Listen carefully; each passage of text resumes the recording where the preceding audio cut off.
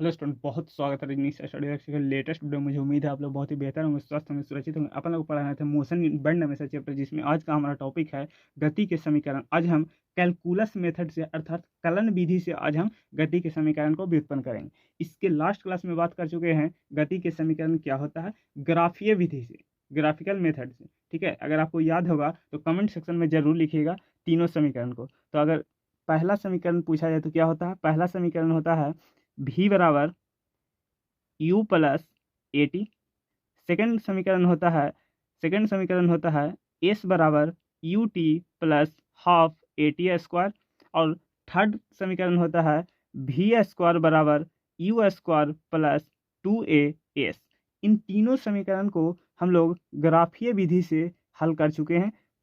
अगर आपने नहीं देखा है तो उसका लिंक डिस्क्रिप्शन बॉक्स में मिल जाएगा, देख लीजिएगा। ठीक है, आज हम कैलकुलस मेथड से गति के समीकरण को व्युत्पन्न करेंगे।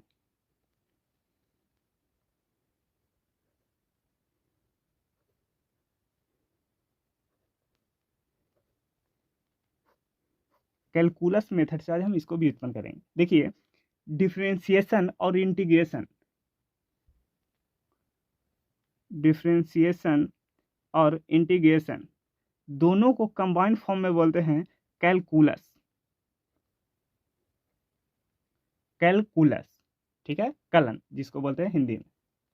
तो आज हम अवकलन और समाकलन दोनों को उपयोग में लेते हुए आज हम गति के समीकरण को भी उत्पन्न करेंगे।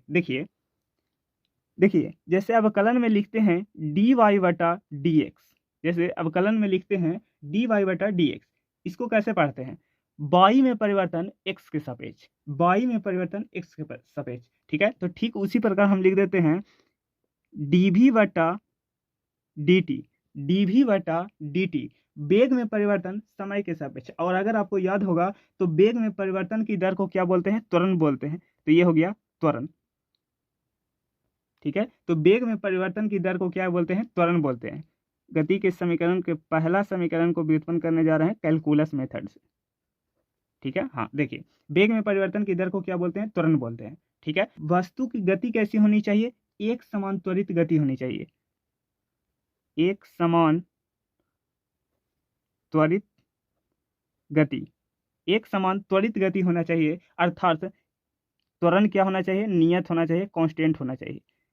अगर आपकी वस्तु की गति एक समान त्वरित गति है तभी हम क्या करेंगे? गति के समीकरण को व्युत्पन्न कर सकते हैं। ठीक है, तो देखिए, अब इस dt को इधर भेज दीजिए तो ये हो जाएगा a इंटू डी टी बराबर डी वी। अब क्या कीजिए, दोनों तरफ उचित सीमाओं के साथ समाकलन कर दीजिए। तो दोनों तरफ उचित सीमाओं में समाकलन करने पर, देखिए, समाकलन कर दीजिए तो ये हो जाएगा integration a into D T बराबर इंटीग्रेशन डी वी। अब देखिए, लिमिट लगाना है तो देखिए, ऐसा आपको मानना पड़ेगा। मान लेते हैं कि समय 0 पर जो आपका वस्तु का वेग था वो क्या है? u है। समय t पर जो वस्तु का जो वेग है वो क्या हो जाता है? v हो जाता है। ठीक है, ऐसा हम लोग मान लेते हैं कि समय 0 पर जो वस्तु का वेग था वो u था और समय t पर जो वस्तु का वेग है वो u हो जाता है। ठीक है, तो देखिए, और एक बात और फोकस के साथ देखिएगा। देखिए, d के साथ जो रहता है लिमिट उसकी लगती है, d के साथ जो रहता है लिमिट उसकी लगती है। जैसे d के साथ t है तो इसमें किसका लिमिट लगेगा? t का लिमिट लगेगा। इसमें d के साथ v है तो इसका लिमिट लगेगा, वेग का लिमिट लगेगा। तो देखिए, लिमिट कहाँ से कहाँ जा रहा है? 0 से जा रहा है t तक। और वेग की लिमिट कहाँ से जा रहा है? u से v तक। ठीक है, देखिए, स्टार्टिंग में बात कर चुके हैं कि a नियत है तो a को बाहर निकाल दीजिए तो a बाहर आ गया। इंटीग्रेशन dt लिमिट 0 से लेकर t तक बराबर इंटीग्रेशन dv u से लेके v तक। ठीक है, dx का इंटीग्रेशन क्या होता है? x होता है। ठीक उसी प्रकार dy का इंटीग्रेशन क्या होता है? y होता है। ठीक उसी प्रकार क्या हो जाएगा? देखिए, a बाहर चल गया है, यहाँ से हो गया, इसका क्या हो जाएगा? t हो जाएगा। लिमिट कहाँ से कहाँ तक? 0 से लेकर t तक बराबर डी वी का इंटीग्रेशन क्या हो जाएगा, वी हो जाएगा। लिमिट कहाँ से कहाँ तक, यू से लेके वी तक, ठीक है, दो डंडी के साथ लिख सकते हैं इस तरह से। अब देखिए, अब क्या करना है, upper limit minus lower limit, upper limit minus lower limit, तो ए इंटू इसके जगह पर क्या रखिए, अपर लिमिट, तो देखिए अपर लिमिट रखिएगा, इसके टी के जगह पर अपर लिमिट, तो अपर लिमिट क्या होता है टी, तो टी रखिएगा, minus lower limit, lower limit कितना है 0, तो माइनस 0 बराबर अपर लिमिट कितना है, भी के जगह पर भी रखिएगा, अपर लिमिट भी के जगह पर यू रखिए, तो माइनस लोअर लिमिट, ठीक है। तो यहाँ से हो गया ए टी बराबर भी माइनस यू, ए टी बराबर भी माइनस यू, तो यहाँ से आ गया, तो इसको आप इधर भेज दीजिए, तो ये हो जाएगा u प्लस ए टी बराबर भी, इसको हम रीअरेंज करके लिख सकते हैं, तो यहाँ से हो जाएगा, तो यहाँ से हो जाएगा v बराबर u प्लस ए टी, यह आ गया गति के पहला समीकरण, v बराबर u प्लस ए टी, ठीक है, यह आ गया first equation of motion, first equation of motion, v बराबर u प्लस ए टी, ठीक है। देखिए स्टार्टिंग में क्या करना है, देखिए जैसे अब कलन में लिखते हैं डी वाई डी एक्स, इसको कैसे पढ़ते हैं, बाई में परिवर्तन एक्स के सापेक्ष, ठीक, हमने उसी प्रकार लिख दिया डी वी बटा डी टी, इसको कैसे पढ़ते हैं, बेग में परिवर्तन टी के सापेक्ष, और बेग में परिवर्तन की दर को क्या बोलते हैं, त्वरण बोलते हैं, एक्सेलरेशन बोलते हैं, ठीक है। तो टी डी टी को उधर भेज दिए और इसको क्या कर दिए, उचित सीमाओं के साथ समाकलन कर दिए, यहाँ से आ गया भी बराबर यू प्लस ए टी, ठीक बात है, इसको स्क्रीनशॉट ले लीजिए। अब हम दूसरे समीकरण की ओर बढ़ते हैं। देखिए गति के दूसरा समीकरण, देखिए dx बटा dt स्थिति में परिवर्तन समय के सापेक्ष, स्थिति में परिवर्तन समय के सापेक्ष, देखिए वेग में परिवर्तन की दर को क्या बोलते थे हम लोग, त्वरण बोलते थे, ठीक उसी प्रकार स्थिति में परिवर्तन की दर को क्या बोलेंगे, स्थिति में परिवर्तन की दर को बोलेंगे वेग, ये क्या होता है, वेग होता है, ठीक है। स्थिति में परिवर्तन की दर को क्या बोलेंगे, वेग बोलते हैं, ठीक है। अब इस dt को उधर भेज दीजिए, तो ये हो जाएगा v इंटू डी टी बराबर डी एक्स। अब क्या कीजिए, इस v का मान निकाल लीजिए समीकरण 1 से, तो चूंकि समीकरण 1 से गति के पहला समीकरण से क्या आया था, v बराबर u प्लस ए टी, इसको आप रख दीजिए v की जगह पर, तो देखिए ये हो जाएगा u plus A T into D T बराबर डी एक्स, तो दोनों तरफ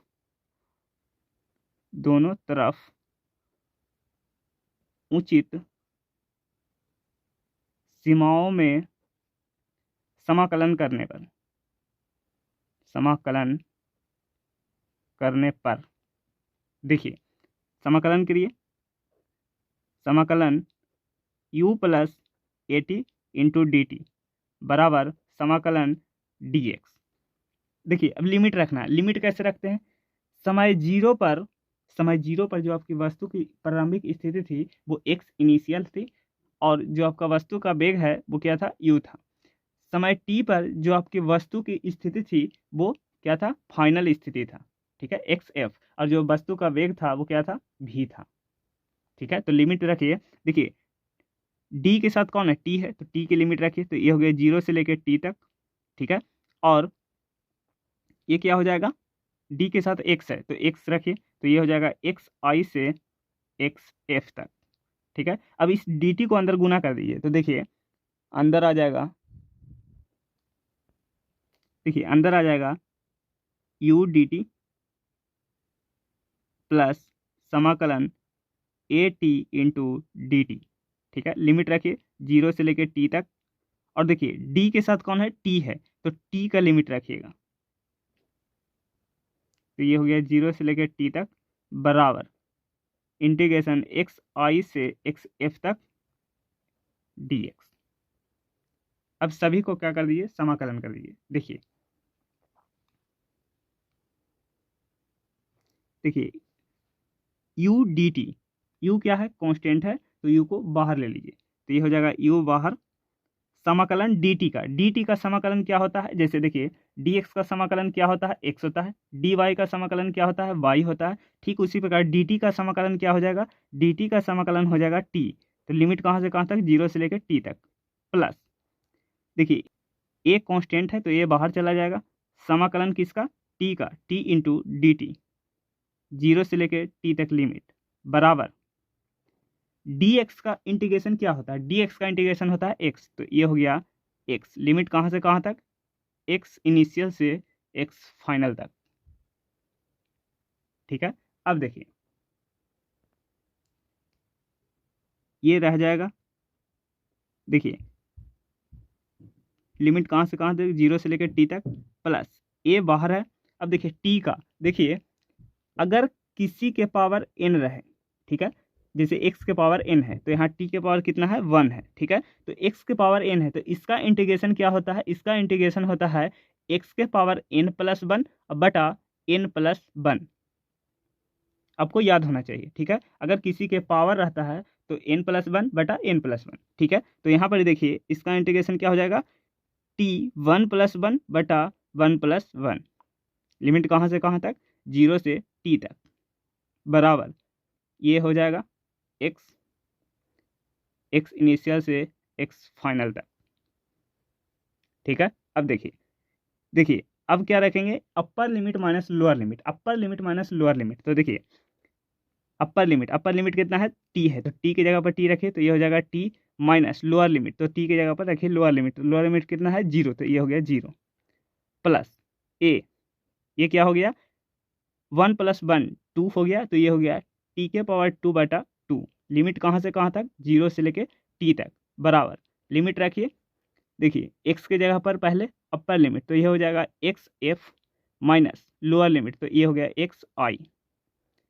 अब इसमें भी क्या करिए, लिमिट रख दीजिए, तो ये इसको पहले गुना कर दीजिए, पहले जैसे है वैसे लिख दीजिए, तो u t minus 0 plus a, upper limit, तो t की जगह पर t रखिए तो ये हो जाएगा T square by 2, minus lower limit, तो t की जगह पर रखिए लोअर लिमिट, तो ये हो जाएगा 0, तो ये हो जाएगा पूरा 0। ठीक है, और बराबर क्या चल रहा है, बराबर चल रहा है एक्स एफ माइनस एक्स आई। ठीक है, देखिए अब इस तरफ आइए, देखिए अंदर गुना करिए तो ये हो जाएगा यू टी, प्लस अंदर गुना करिए तो ये हो जाएगा ए टी स्क्वायर, और बाहर निकाल दीजिए तो ये हो जाएगा 1/2 ए टी स्क्वायर। ठीक है, बराबर एक्स एफ माइनस एक्स आई, एक्स एफ माइनस एक्स आई। ठीक है, अब देखिए फाइनल स्थिति और इनिशियल स्थिति, इसको बोलते हैं विस्थापन। ठीक है, विस्थापन होता है फाइनल स्थिति माइनस इनिशियल स्थिति। ठीक है, आपको स्टार्टिंग में ये सूत्र आपको पढ़ाया गया था, तो इसके जगह पर क्या आ जाएगा, एस आ जाएगा। ठीक है, तो ये हो जाएगा U T plus half A T square बराबर एस, इसको रीअरेंज करके लिख देते हैं, तो ये हो जाएगा एस बराबर U T plus half A T square. ये हो गया दूसरा समीकरण, ये हो गया second equation of motion, second equation of motion, तो ये आ गया दूसरा गति के समीकरण। ठीक है, सेकंड इक्वेशन ऑफ मोशन। अब हम थर्ड इक्वेशन ऑफ मोशन पर बात करते हैं। देखिए हम थर्ड इक्वेशन ऑफ मोशन को व्युत्पन्न करने जा रहे हैं, गति के तृतीय समीकरण को व्युत्पन्न करने जा रहे हैं। ध्यान से देखिएगा, इंपॉर्टेंट है। देखिए वेग में परिवर्तन की दर, वेग में परिवर्तन की दर, वेग में परिवर्तन की दर क्या बोलते हैं, वेग में परिवर्तन की दर को बोलते हैं त्वरण, वेग में परिवर्तन की दर को बोलते हैं त्वरण। ये हम लोग फर्स्ट इक्वेशन में काम ले चुके हैं। ठीक है, देखिए अगर हम RHS में dx से गुना तथा भाग करने पर, dx से गुना तथा भाग करने पर, dx से गुना तथा भाग करने पर, देखिए राइट हैंड साइड में dx से गुना करिए और dx से भाग कीजिए, तो इसको इस प्रकार लिख सकते हैं dv बटा dx इंटू dx बटा dt। देखिए dx से dx कटेगा, फिर क्या आ जाएगा dv बटा dt, dx से dx कटेगा, फिर भी क्या आ जाएगा dv बटा dt। ठीक है, तो ऐसे हम लिख सकते हैं। ठीक है, अब हम इस पे विचार करते हैं। देखिए ये dx बटा dt स्थिति में परिवर्तन समय के सापेक्ष, स्थिति में परिवर्तन समय के सापेक्ष होता है, स्थिति में परिवर्तन समय के सापेक्ष होता है वेग, स्थिति में परिवर्तन समय के सापेक्ष होता है वेग। ठीक है, तो इसके जगह पर क्या हो जाएगा वेग, तो ये हो जाएगा ए बराबर भी इंटू डी भी बटा डी एक्स, इसके जगह पर क्या लिख दिए, भी लिख दिए। अब इस डी एक्स को इस तरफ लाइए तो ये हो जाएगा ए इंटू डी एक्स बराबर भी इंटू डी भी। ठीक है, अब क्या कीजिए कि दोनों तरफ उचित सीमाओं के साथ समाकलन करिए। तो देखिए यहाँ पर ही कितना है, भी के पावर 1 है, तो इसका इंटीग्रेशन क्या हो जाएगा, इसका हो जाएगा भी के पावर 1 + 1 बटा 1 + 1। लिमिट कहाँ से कहाँ तक, u से v तक। देखिए dx का इंटीग्रेशन क्या होता है, dx का इंटीग्रेशन x होता है, तो ये हो जाएगा x इंटीग्रेशन, इसको लिमिट कहाँ से कहाँ तक, xi से xf तक बराबर, ये हो जाएगा v² बटा 2 u से v तक। अब लिमिट रखिए, लिमिट कैसे रखते हैं, upper limit minus lower limit, upper limit minus lower limit. तो देखिए x के जगह पर अपर लिमिट रखिए, तो अपर लिमिट कितना है xf माइनस x की जगह पर लोअर लिमिट xi, तो x की जगह पर xi रखिए, तो ये हो गया xi बराबर, ये हो जाएगा v² minus u² upper limit minus lower limit.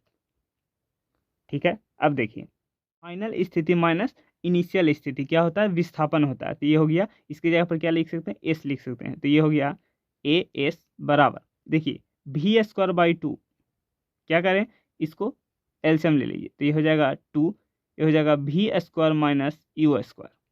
ठीक है, इसको आप क्या कीजिएगा, इस तरफ लेके चलिएगा, तो ये हो जाएगा 2as बराबर v² माइनस u²,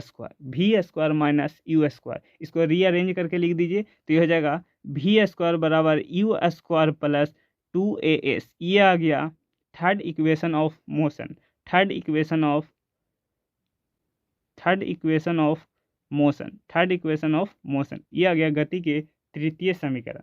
ठीक है, देखिए यहाँ पर ये तीनों समीकरण को लिख रहे हैं जो कि हमने आज ड्राइव किया। देखिए पहला समीकरण आया था v बराबर u प्लस at, ये आया था समीकरण नंबर 1। सेकंड समीकरण आया था s बराबर ut प्लस हाफ at², समीकरण 2। और समीकरण 3 में आया था v² बराबर u² प्लस 2as। ठीक है, ये आया था समीकरण 3। इन तीनों समीकरण बहुत ही इंपॉर्टेंट है, बहुत ज़्यादा काम में आते हैं। इन तीनों समीकरण को याद रखिएगा, इसके डेरिवेशन को आराम से कीजिएगा और दोबारा देखिएगा ताकि ये टॉपिक आपको क्लियर हो जाए। ठीक है, इस पूरे चैप्टर का ये बहुत इंपॉर्टेंट टॉपिक है, गति के समीकरण। ठीक है, तो नोट्स बनाइएगा अच्छे से, और नोट्स के लिए हमारे टेलीग्राम चैनल ज्वाइन कर सकते हैं, उसका लिंक आपको डिस्क्रिप्शन बॉक्स में मिल जाएगा। ठीक है, तो अगर ये वीडियो पसंद आया है तो वीडियो को लाइक, चैनल को सब्सक्राइब और शेयर करिएगा, और बेल आइकन को प्रेस कर दीजिए ताकि एक भी क्लास ना छूटे, और भी वीडियो हमारे चैनल का देखिएगा। ठीक है, ताकि आपको ये पता चल सके कि कैसे पढ़ाई होती है। ठीक है, तो चलिए मिलते हैं अगले वीडियो में, बाय बाय, टेक केयर, जय हिंद।